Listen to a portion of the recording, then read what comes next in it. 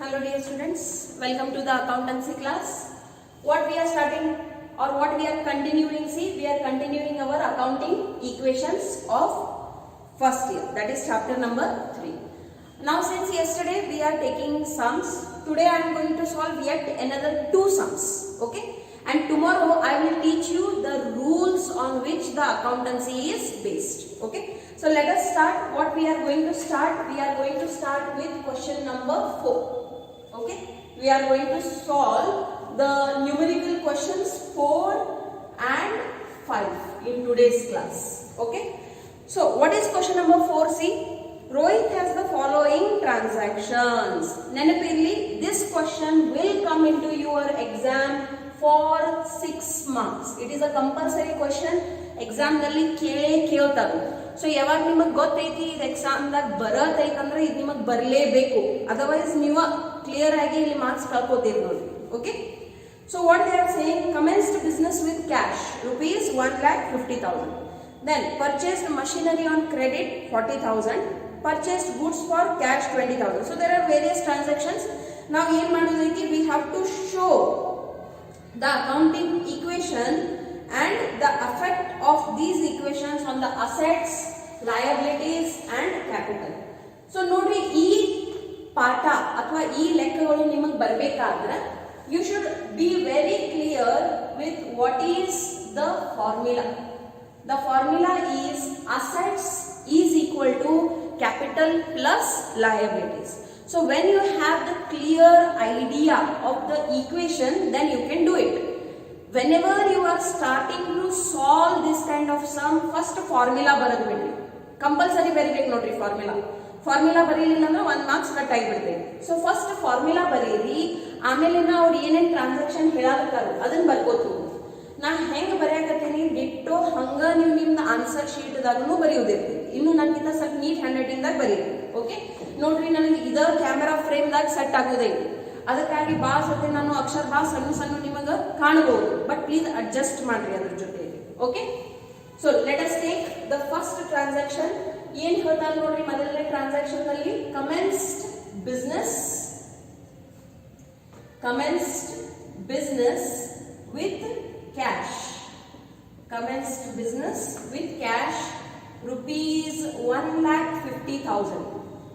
rupees 1,50,000. Now understand ಯಾವ account ಬರಕತ್ತಾವ. See, what you need to do is underline the accounts which are coming. So here you can see ಎಲ್ಲಿ word commenced business ಅಂತ ಬಂತು, which account is coming into consideration? capital account is coming. ಏನ್ ತಂದ್ರಪ್ಪ capital ಅಂತ?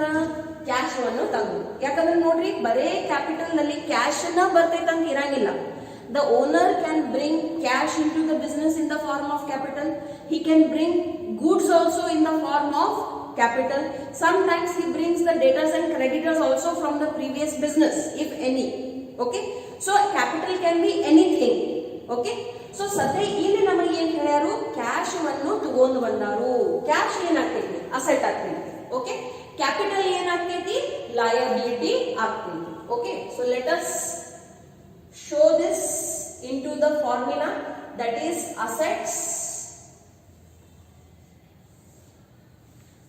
is equal to, okay, is equal to the liabilities and capital, or you can say capital and liabilities. Okay, so let us show it. ಏನ್ ಬಂದ್ ನೋಡ್ರಿ business ಅಲ್ಲಿ. ಈಗ ವಿಚಾರ ಮಾಡ್ಬೇಕಾದ್ರೆ ಯಾರ ದೃಷ್ಟಿಕೋನದಿಂದ ವಿಚಾರ ಮಾಡಬೇಕು? ಬಿಸ್ನೆಸ್ ಅದ ದೃಷ್ಟಿಕೋನದಿಂದನ ವಿಚಾರ ಮಾಡಬೇಕು. ಸೊ ಬಿಸ್ನೆಸ್ ಅಲ್ಲಿ ಏನ್ ಬಂದ್ ನೋಡ್ರಿ, ಕ್ಯಾಶ್ ಬಂತು. So cash is coming in to the business. How much is the cash that is coming in? 1,50,000. Who is bringing this cash? The owner is bringing. Owner ಯಾವಾಗ ಏನೇ ತಗೊಂಡು ಬರ್ತಾರೆ ಬಿಸ್ನೆಸ್ ನಲ್ಲಿ, ಅದು ಎಲ್ಲಾನು ನಾವು ಏನಂತ ಕರಿಬೇಕು? ಕ್ಯಾಪಿಟಲ್ ಅಂತನ ಕರಿಬೇಕು. ಸೊ ಇಲ್ಲಿ ಅದರ ಸೆಕೆಂಡ್ ಇಫೆಕ್ಟ್ ಹೋಗ್ತೈತಿ, ಕ್ಯಾಪಿಟಲ್ ಅಂತ. ಎಷ್ಟೈತಿ ನೋಡ್ರಿ capital? 1,50,000. So your asset should and must become equal to the liabilities. Okay, so how much it is? See, it is 1,50,000, 1,50,000. Okay, so here your assets are equal to your capital and liabilities. 1.5 lakh ರೂಪಾಯಿ business ದಲ್ಲಿ ಬಂತು. ಇದ 1.5 ಲಕ್ಷ ರೂಪಾಯಿ ಏನಾಯ್ತು ನೋಡ್ರಿ, ಲಯಬಿಲಿಟಿನೂ create ಆಯ್ತು. ಯಾಕಂದ್ರೆ ಯಾವಾಗ ಬಿಸ್ನೆಸ್ ಬಂದ್ ಆಗ್ತೈತಿ, ಯಾರು ಓನರ್ ಅದಾರು, ಯಾರು ಯಜಮಾನ್ರು ಅದಾರು, ಅವರಿಗೆ ಈ ದುಡ್ಡು ಬಿಸ್ನೆಸ್ ಏನ್ ಮಾಡಬೇಕು, ಒಳ್ಳೆ ಕೊಡಬೇಕು. ಯಾವ ಕಾನ್ಸೆಪ್ಟ್ ಆಧಾರ ಮೇಲೆ? ಬಿಸ್ನೆಸ್ ಎಂಟಿಟಿ ಕಾನ್ಸೆಪ್ಟ್ ಆಧಾರ ಮೇಲೆ. ಬಿಸ್ನೆಸ್ ಬೇರೆ ಐತಿ, ಓನರ್ ಬೇರೆ ಅದಾರು, ಆ ಕಾನ್ಸೆಪ್ಟ್ ಆಧಾರ ಮೇಲೆ. Okay, now let us go for the second transaction. ಏನ್ ಹೇಳ್ತಾರ ನೋಡ್ರಿ, purchased machinery on credit. Purchased machinery on credit. Okay, ಉದಾಹರಣೆ ಮೇಲೆ ಮಷೀನ್ ಅನ್ನು ಖರೀದಿ ಮಾಡ್ಯಾರು. ಮಷೀನ್ ಬೆಲೆ ಎಷ್ಟೈತೆ ನೋಡ್ರಿ, 40,000 rupees is the cost of the machine. Okay, so start ಮಾಡ್ಬಿಡ್ರಿ. ಎವ್ರಿ ಟೈಮ್ ಯಾವಾಗ ನೀವು ಒಂದು ಈಕ್ವೇಶನ್ ತಯಾರು ಮಾಡಕತ್ತೀರಿ, whenever you are preparing a equation, ಮ್ಯಾಲಿನ ಈಕ್ವೇಶನ್ ಅಂದ್ರೆ ಇದ್ರ ಮೇಲೆ ಪ್ರಭಾವ ಇರ್ತೈತಿ. ಸೊ ಸಪೋಸ್ ನಿಮ್ದು ಮ್ಯಾಲಿನ ಈಕ್ವೇಶನ್ ತಪ್ಪಾಯ್ತು ಅಂದ್ರೆ ಮುಂದಿನ ಎಲ್ಲ ತಪ್ಪೈತಿ. So it's very important to be slow and study, focus and then write. Don't be in hurry ಬರಿ. whatever time is given, it will be sufficient to cover the sum. Okay, so first what you have to do, ಹೆಂಗೆ ಬಿಡಿಸಬೇಕು ನೋಡ್ರಿ ಲೆಕ್ಕಗಳನ್ನು. ಮೊದಲನೇದಂದ್ರೂ ವಾಕ್ಯ ಓದ್ರಿ. ಏನ್ ಹೇಳ್ಯಾರು, purchase machinery on credit ಅಂತ ಹೇಳ್ಯಾರ. So purchase ಮಾಡಿರಂದ್ರೆ ನಿಮ್ ಬಿಸ್ನೆಸ್ ನಲ್ಲಿ ಮಷಿನರಿ ಬರ್ತೈತೋ ಹೋಗ್ತೈತಿ, ಬರ್ತೈತಿ. ಈಗ ಮಷಿನರಿ ಖರೀದಿ ಮಾಡ್ಬೇಕಾದ್ರೆ ನೀವು ಸಾಮಾನ್ಯವಾಗಿ ಏನ್ ಕೊಡ್ತೀರಿ, ದುಡ್ಡನ್ನು ಕೊಡ್ತೀರಿ. ಹೇಳ್ಯಾರ ಈ ಲೆಕ್ಕದಲ್ಲಿ cash is given? No. What they are telling clearly, it is purchased on credit. What do you mean by credit? That the payment will be done into later stage. So it means, is it a liability for the owner? Yes. Is it a liability for the business? Yes. ಇವತ್ತಿಲ್ಕಂದ್ರೆ ನಾಳೆ ನೀವು ಆ ದುಡ್ಡನ್ನು ಕೊಡಬೇಕಾಗ್ತೈತಿ, isn't it? So which are the two accounts which will come into existence? One is the machinery account, second one is the creditor account. Who is a creditor? The one who demands money from the business is called as a creditor. Okay, so either transaction is purchase machinery, will it have any impact on the cash? No. Why no? Because you are not paying any cash only, so the cash balance will remain as it is. What is the balance? 1,50,000. correct? Business ಅಲ್ಲಿ ಏನ್ ಬಂತು ನೋಡ್ರಿ, machinery ಬಂತು. Okay, so how much is the value of that machine? 40,000. Will this transaction have any impact on the capital of the owner? No. So the capital balance will remain as it is. What is the capital balance? 1,50,000. See, remember, the accountancy is based on dual aspect. ನೀವು ಎಲ್ಲರೂ ಒಂದು effect ಕೊಟ್ಟಿರಂದ್ರೆ ಮತ್ತೊಂದು effect ಅಷ್ಟೇ amount ಸಲುವಾಗಿ ಬರಲೇಬೇಕು, ಅಂದ್ರೆ ನಿಮ್ಮ accounts Tally ಆಗ್ತಾವ, ಇಲ್ಕಂದ್ರೆ ಆಗಂಗಿಲ್ಲ. ಸೊ ಈಗ ನೀವು 40,000 ರೂಪಾಯಿದ ಏನ್ ತಂದಿರಿ? ಮಷಿನರಿ ತಂದಿರಿ. ದುಡ್ಡು ಕೊಡ್ತಿದ್ರಿ ಅಂದ್ರೆ ಇದು ಕ್ಯಾಶ್ ಬ್ಯಾಲೆನ್ಸ್ ಕಡಿಮೆ ಆಗ್ತಿತ್ತು. ಬಟ್ ನೀವು ದುಡ್ಡು ಕೊಟ್ಟೇ ಇಲ್ಲ, ಯಾಕಂದ್ರೆ ಇದು ನಗದಿ ವ್ಯವಹಾರ ಇಲ್ಲ, ಉಧಾರಿ ವ್ಯವಹಾರ ಇದೆ. It's not a cash transaction, it is a credit transaction. and hence it is creating a liability. Okay, ಭವಿಷ್ಯದಲ್ಲಿ ಈ ದುಡ್ಡನ್ನು ನೀವು ಕೊಡಬೇಕಾಗ್ತೈತಿ. and therefore what will come into existence? The creditors will come into existence. How much money you need to pay to these creditors? 40,000 rupees. See, when creditors will come into existence, whenever you are making credit purchases, ಯಾವಾಗ credit purchases ಮಾಡ್ತೀರಿ creditors ಬರ್ತಾರು, ಯಾವಾಗ credit sales ಮಾಡ್ತೀರಿ debtors ಬರ್ತಾರು. Okay, ನೆನಪಿಟ್ಕೊಳ್ಳಿ. Now again, your assets should and must be equal to your liabilities. Check ಮಾಡಿ ನೋಡ್ರಿ whether it is equal or not. 1,90,000, 1,90,000 on both the sides. Okay. Now let us go for the next transaction, that is purchased goods for cash. Purchased goods for cash, rupees 20,000. Rupees 20,000. See, understand the difference. This is a credit transaction. This is a cash transaction. Okay. So wherever there will be a cash transaction, the cash account will come into existence. So one account ಯಾವುದು ಬಂತು ನೋಡ್ರಿ, ಅಸ್ತಿತ್ವದಲ್ಲಿ cash account ಬಂತು. What is the another one account? Minimum 2 accounts will be there in each transaction. ಇದನ್ನ ತಿಳ್ಕೊರಿ. ಪ್ರತಿ ಒಂದು ವ್ಯವಹಾರದಲ್ಲಿ ಕನಿಷ್ಠ 2 ಅಕೌಂಟ್ ಅಂತೂ ಇರತ್ತವ. What a word I am using, see, minimum 2 account ಇರ್ತಾವ. Depending upon the transaction there can be many more accounts. Okay, so ಈಗ ಇಲ್ಲಿ ಯಾವುದಕ್ಕೆ ಡೆಬಿಟ್ ಯಾವುದಕ್ಕೆ ಇಫೆಕ್ಟ್ ಬೀಳ್ತೈತಿ ಅದನ್ನ ನೋಡ್ರಿ. ಓಕೆ, ಸೊ ನೀವು ಸ್ಪಷ್ಟವಾಗಿ ಏನ್ ಹೇಳಿರಿ, ಕ್ಯಾಶ್ ಅನ್ನು ಕೊಟ್ಟು ಗೂಡ್ಸ್ ಅನ್ನು ತಗೊಂಡ್ ಬರಕತ್ತೀರಿ. Will it have any impact on the cash balance? Yes. ನನಗೆ ನೀವು ಹೇಳಬೇಕು, ನಿಮ್ ಕ್ಯಾಶ್ ಬ್ಯಾಲೆನ್ಸ್ ಇನ್ಕ್ರೀಸ್ ಆಗ್ತೈತಿ ಓ ಡಿಕ್ರೀಸ್ ಆಗ್ತೈತಿ? ಓಕೆ, ಈಗ ಖರೀದಿ ಮಾಡಾಕತ್ತೀರಿ, ದುಡ್ಡನ್ನು ಕೊಡಾಕತ್ತೀರಿ ಅಂದ್ರೆ ಅಲ್ಟಿಮೇಟ್ಲಿ ನಿಮ್ ಕ್ಯಾಶ್ ಬ್ಯಾಲೆನ್ಸ್ ಏನಾಗ್ತೈತಿ? ಡಿಕ್ರೀಸ್ ಆಗ್ತೈತಿ.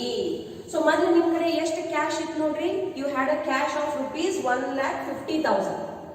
ಈ 1,50,000 ದಾಗಿಂದ ನೀವು ಏನ್ ಮಾಡಿರಿ? ಪರ್ಚೇಸಸ್ ಮಾಡಿರಿ, ಖರೀದಿ ಮಾಡಿರಿ. ಸೊ ಯಾವಾಗ ನೀವು ಖರೀದಿ ಮಾಡ್ತೀರಿ, ದುಡ್ಡು ಕೊಟ್ಟು ಖರೀದಿ ಮಾಡಾಕತ್ತೀರಿ ಅಂದ್ರೆ ನಿಮ್ ಕ್ಯಾಶ್ ಬ್ಯಾಲೆನ್ಸ್ ಏನಾಗ್ತೈತಿ? ಮೈನಸ್ ಆಗ್ತೈತಿ, ಡಿಕ್ರೀಸ್ ಆಗ್ತೈತಿ. ಎಷ್ಟರಲ್ಲಿ ಕಮ್ಮಿ ಆಗಿತ್ತು ನೋಡ್ರಿ? 20,000 ರೂಪಾಯಿ ಕಮ್ಮಿ ಆಗೈತಿ. So what is the balance of cash? 1,30,000. ಈಗ ಈ ಕ್ಯಾಶ್ ಅನ್ನು ಕೊಟ್ಟು ಏನ್ ತಗೊಂಡ್ ಬಂದಿರಿ? ಗೂಡ್ಸ್ ಅನ್ನು ತಗೊಂಡ್ ಬಂದಿರಿ. ನಾನು ನಿನ್ನಿನ ಕ್ಲಾಸ್ ಆಗು ಹೇಳಿ ನೋಡ್ರಿ, the goods will be not recorded in to the books of accounts as goods. What it will be recorded as? It will be recorded as stock, purchases, sales, purchase returns, sales returns. Right now it is purchases, but you cannot record it as purchases. It will be recorded as stock only. Okay, so what is the stock of goods that you have? It is rupees 20,000. Okay, ಈಗ ನೋಡ್ರಿ, cash ಮೇಲೆ impact ಆಯ್ತು, machinery ಮೇಲೆ ಏನಾರ impact ಆಗ್ತೈತಿ? ಏನೂ ಇಲ್ಲ. ಅಂದ್ರೆ ಇದು ಇದ್ದಿದ್ದಂಗ ನೀವು ಏನ್ ಮಾಡಬೇಕು? ಕ್ಯಾರಿ ಫಾರ್ವರ್ಡ್ ಮಾಡ್ಕೋಬೇಕು. So here the machinery will come as it is. What is the value of machinery? C, it is rupees 40,000. Correct. ಈಗ ಇದೇನ್ ಟ್ರಾನ್ಸಾಕ್ಷನ್ ಆಯ್ತು, ಇದ್ರದ್ದು ಯಾವುದೇ ಪ್ರಭಾವ ಕ್ಯಾಪಿಟಲ್ ಮೇಲೆ ಬೀಳ್ತೈತಿ? ಇಲ್ಲ. So the capital balance will remain as it is. And what is the capital balance? C, it is 1,50,000. Will this transaction have any impact on the creditors? The answer is no.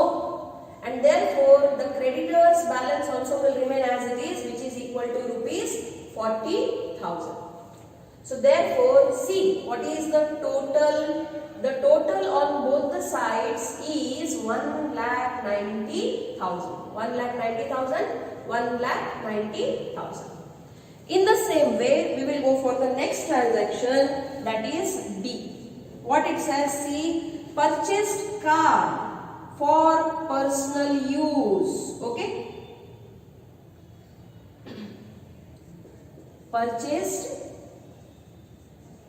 car for personal use. What is the value of this car? See, the value of this car is rupees 80,000. Okay, rupees 80,000. ಈಗ ನೋಡ್ರಿ, ನಾವು business ದಲ್ಲಿ ಯಾವ transactions record ಮಾಡಬೇಕು? Business transactions ಅನ್ನ record ಮಾಡಬೇಕು. But business ದಾಗಿಂದ personal expenses cover ಆಗ್ತಿರ್ತಾವ.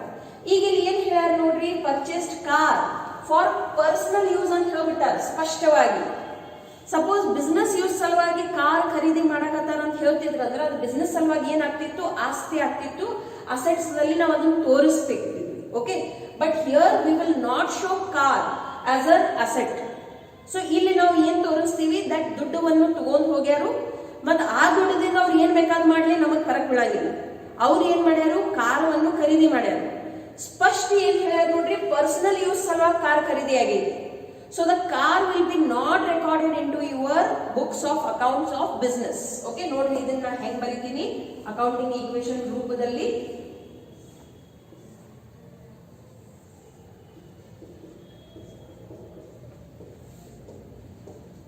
Okay, so let us record. See, first ಅಂದ್ರೆ ಏನ್ ಹೇಳ್ಯಾರು? ಪರ್ಚೇಸ್ಡ್ ಕಾರ್ ಅಂತ ಹೇಳ್ಯಾರು. ಎಲ್ಲೂ ಲೆಕ್ಕದಾಗ ನೀವು ನನಗೆ ಹೌದು ಮೇಡಮ್ ರೀ ಕ್ಯಾಶ್ ತಗೊಂಡ್ ಹೋಗ್ಯಾರ ಅಂತ ಹೇಳಕತ್ತಿಲ್ಲ, ಅದ್ ನೀವು ತಿಳ್ಕೋಬೇಕು. ಓಕೆ, ಸೊ ಇದ್ರ ಡೈರೆಕ್ಟ್ ಇಂಪ್ಯಾಕ್ಟ್ ಎದ್ರ ಮೇಲೆ ಬಿತ್ತು ನೋಡ್ರಿ, ಕ್ಯಾಶ್ ಬ್ಯಾಲೆನ್ಸ್ ಮೇಲೆ ಬಿತ್ತು. ಸೊ ಕ್ಯಾಶ್ ಬ್ಯಾಲೆನ್ಸ್ ಎಷ್ಟು ಹೇಳ ನೋಡ್ರಿ, 1,30,000 ಐತೆ ಅಂತ ಹೇಳಕತ್ತಾರ.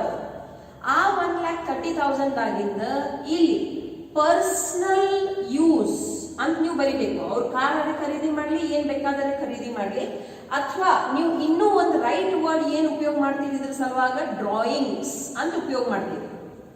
What is the word or term, basic term of drawings? Any transaction done for the personal use will be recorded with the name drawings. So what is the amount? See, 80,000.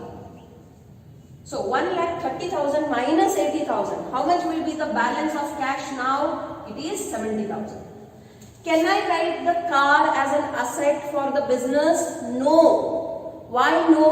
Because this car is purchased for personal use. It is not purchased for business use, and therefore this car cannot be considered as a business asset. ನೀವು ಇಲ್ಲಿ ಯಾವ assets ಬರಿಬಹುದು, ಯಾವ್ದು business the assets ಅದಾವ ಅದನ್ನ ಬರಿಬಹುದು. ಅವ್ರ ಹೆಂಡತಿ ಸಲುವಾಗಿ ಬಂಗಾರ ತಗೊಂಡ್ ಕೊಟ್ರು, ಅಥವಾ ಮಗನ ಸಲುವಾಗಿ ಬೈಕ್ ತಗೊಂಡ್ ಕೊಟ್ರು, ಅಥವಾ ಸ್ವಂತ ಸಲುವಾಗಿ ಕಾರ್ ಖರೀದಿ ಮಾಡ್ಯಾರ, ಏನ್ ಬೇಕಾದಿರ್ಲಿ ಅದು ಅವ್ರ ಪರ್ಸನಲ್ ಎಕ್ಸ್ಪೆನ್ಸಸ್ ದಾಗ ಹೋಗ್ಬಿಡ್ತೈತಿ. ಅದನ್ನ ನಾವು ಇಲ್ಲಿ ಬಿಸ್ನೆಸ್ ಆಸ್ತಿ ಒಳಗೆ ಬರೆಯಕ ಆಗಂಗಿಲ್ಲ.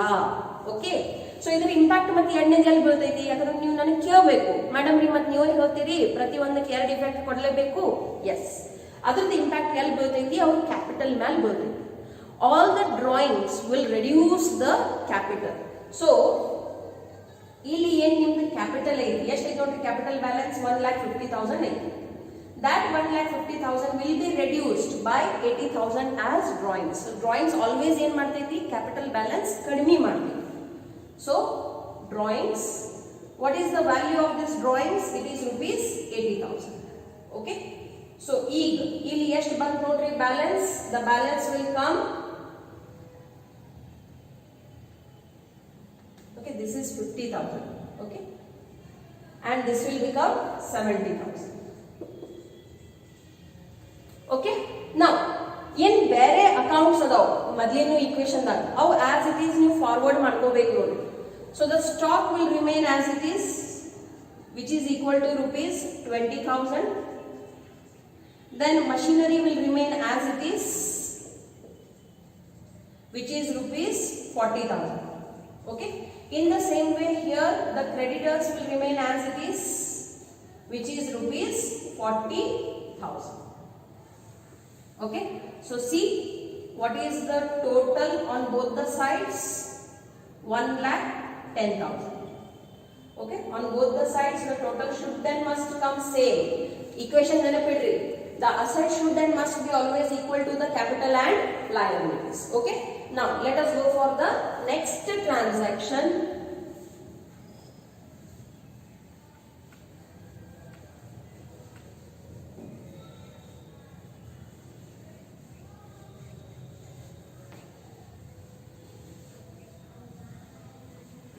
Okay, transaction number E.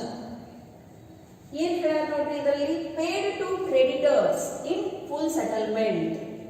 Paid to creditors in full settlement. Rupees 38,000. Rupees 38,000. Now in yesterday's class itself I had told you what is the meaning of the word full settlement. Full settlement ಅಂದ್ರೆ ಏನು? ಏನು ಅವ್ರಿಗೆ ದುಡ್ಡು ಕೊಡುದೈತಿ, ಅದ್ರ ಮೇಲೆ ನೀವು ಇಷ್ಟು ಕೊಟ್ಟು ಅದನ್ನ ಶುದ್ಧ ಮಾಡ್ಲಿಕ್ಕೆ. ಈಗ ಇಲ್ಲಿ ಕ್ರೆಡಿಟರ್ಸ್ ಅದಾರ ನೋಡಿ, ಎಷ್ಟು ದುಡ್ಡು ಕೊಡುದೈತಿ ಕ್ರೆಡಿಟರ್ಸ್ಗೆ? 40,000 ರೂಪಾಯಿ ಕೊಡುದೈತಿ. ನೀವು ಅವ್ರಿಗೆ ಏನ್ ಹೇಳಕತ್ತೀರಿ?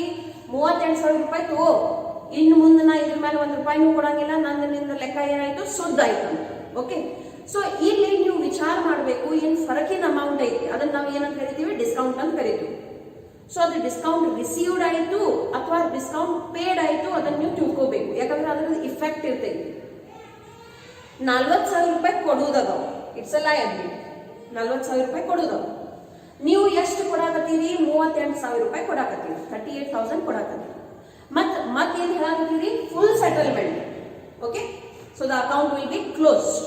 So here the firm or the business is earning rupees 2000 or it is saving 2000, whatever. So adu ಏನು ಮಾಡ್ತೈತಿ, capital balance increase ಮಾಡ್ತೈತಿ. Okay, see how the impact will be there according to the accounting equation.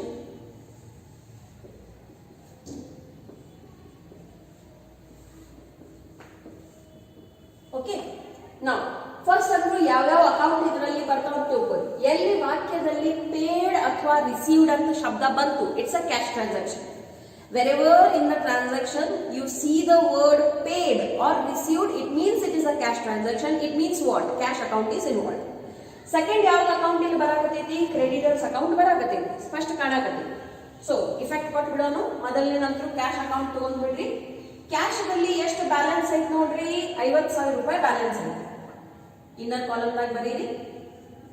ಈ 50,000 ಆಗಿನ ನೀವು ಏನ್ ಮಾಡಕತ್ತೀರಿ, amount pay ಮಾಡಕತ್ತೀರಿ.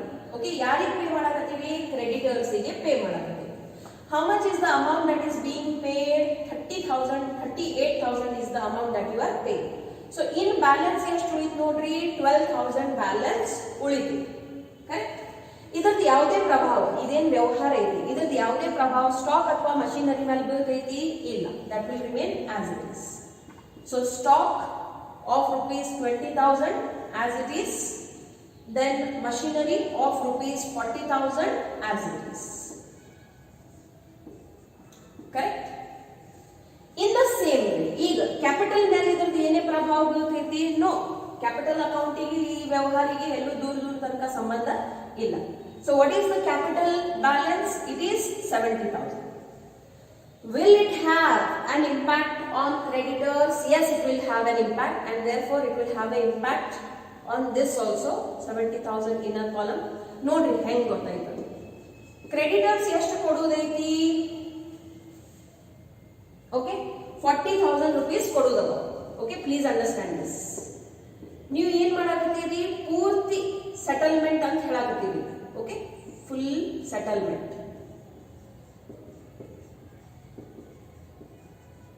40,000.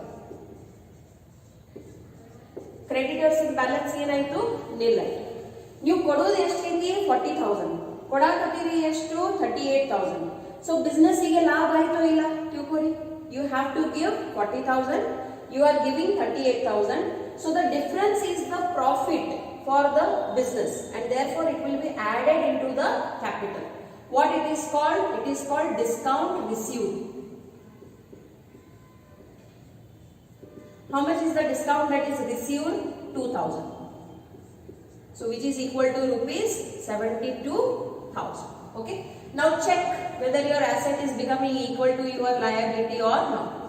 Here the total is coming 72,000. See whether here also the total is coming 72,000. Yes, the total is coming 72,000.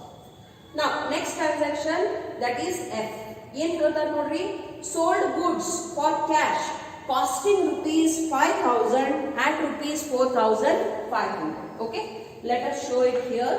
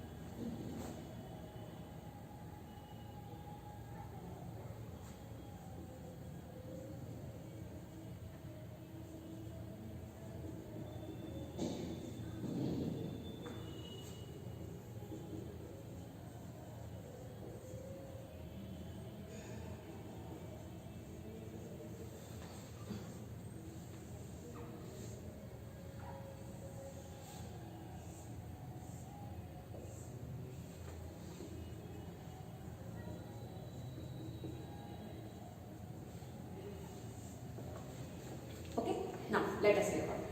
What they are saying, see, understand this properly. ಮೊದಲು ತಿಳ್ಕೊರಿ, ಆಮೇಲೆ effect ಕೊಡ್ರಿ.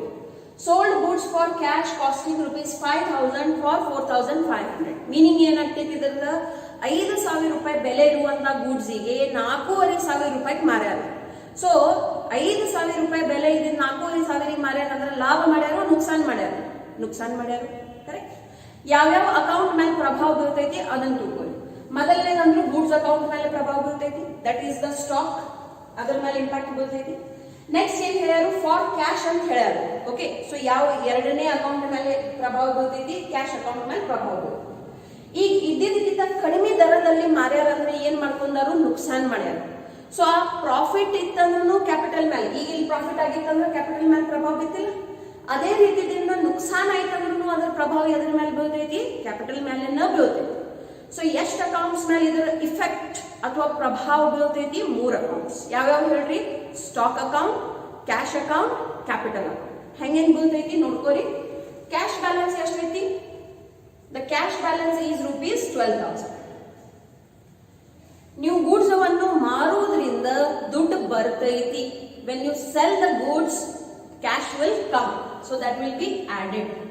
ಏನಂತ ಹೇಳಿದ್ರಿ ಇಲ್ಲಿ, ಸೇಲ್ಸ್. ಓಕೆ, ಸೊ ಈಗ ಎಷ್ಟು rupees ಅದ sales ಆಗೈತಿ, 4,500 ಓನ್ಲಿ. ಕೈಯಾಗ ದುಡ್ಡು ಎಷ್ಟು ಬಂದೈತಿ ಅಷ್ಟ ಬರಿಬೇಕಿಲ್ಲಿ.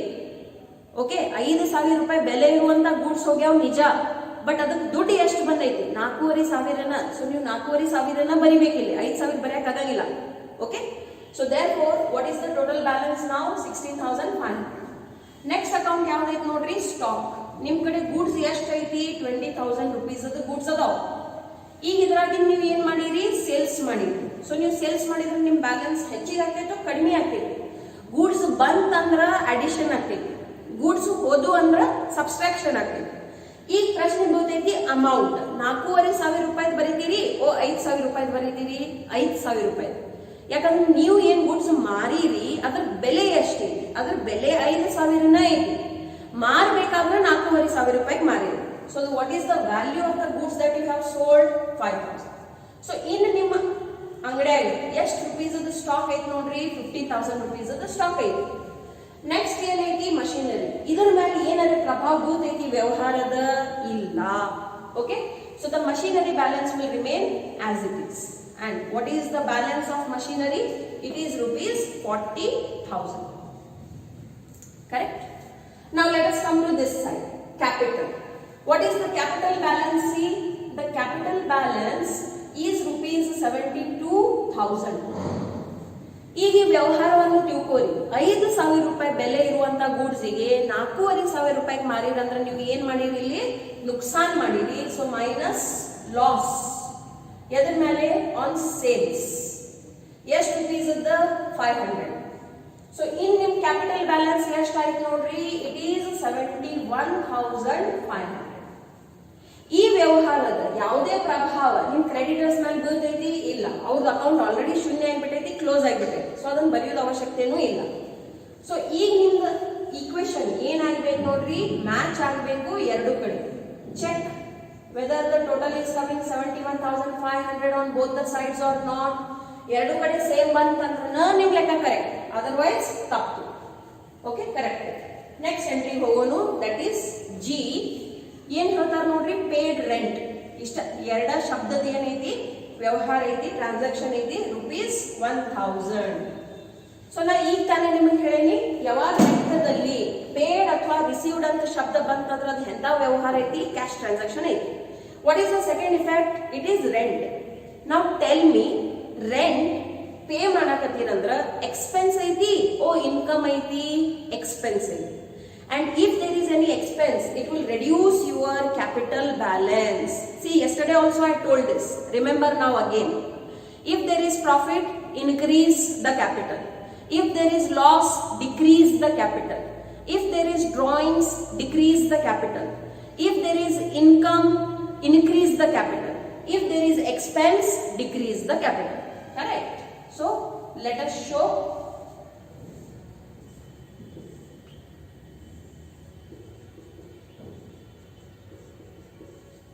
Okay, now paid ಅಂತ ಹೇಳಿರಿ. So first effect ಎದರ ಮೇಲೆ ಬಿತ್ತು, cash ಮೇಲೆ. What is the cash balance? See, the cash balance is 16,500.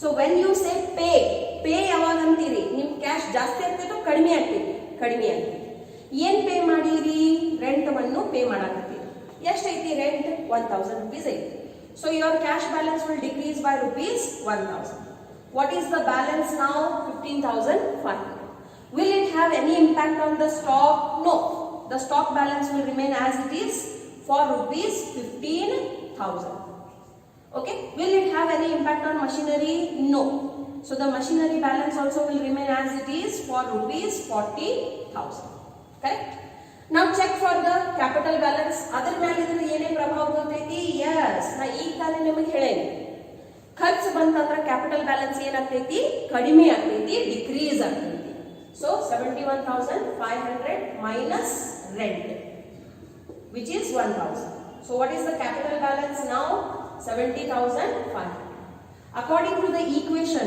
both the side total should and must come same so what will be the total on both the sides 70500 on both the sides okay so this is it now let us go for the last transaction of this question